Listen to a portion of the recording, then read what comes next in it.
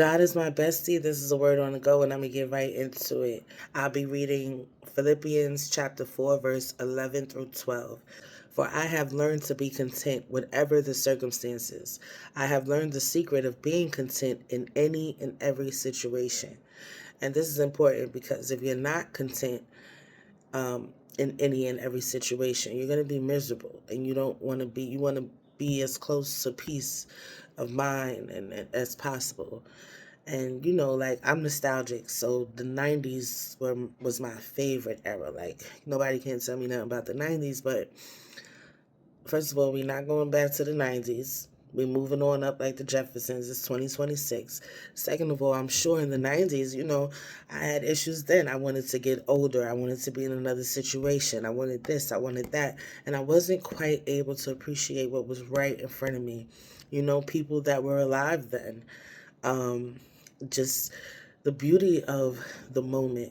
And I think we miss those moments when we focus too much on, what's next, what's the future like, chasing the chase of things. If you're a woman like me, I used to always want the finest guy. So, you get the finest guy and realize he doesn't treat you as good as the guy who doesn't have, those nice, sexy muscles and tattoos and the swag or whatever. But that guy, you don't want him because he's not the finest guy. So now you're trying to look for something else. And it's just like, be content with what you have. If there are people around you, family, friends, sometimes we meet strangers who are good to us and just put a good vibe and good energy around us. Appreciate that as well.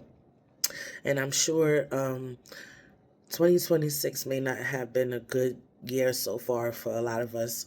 But 5 years from now, we'll look back and be like, oh, I missed 2026 when I was talking to this person, or when me and my girls experienced this or that. I went here, or whatever the case may be. But we can't appreciate it because we're so busy focused on what's not going right. And I don't want to get caught up in that. I don't want any of us to get caught up in that. So that's the word. Appreciate. Learn to be content in any and every situation, especially because, you got to be able to adapt because life is consistently changing. So that's the word. Appreciate what's right in front of you.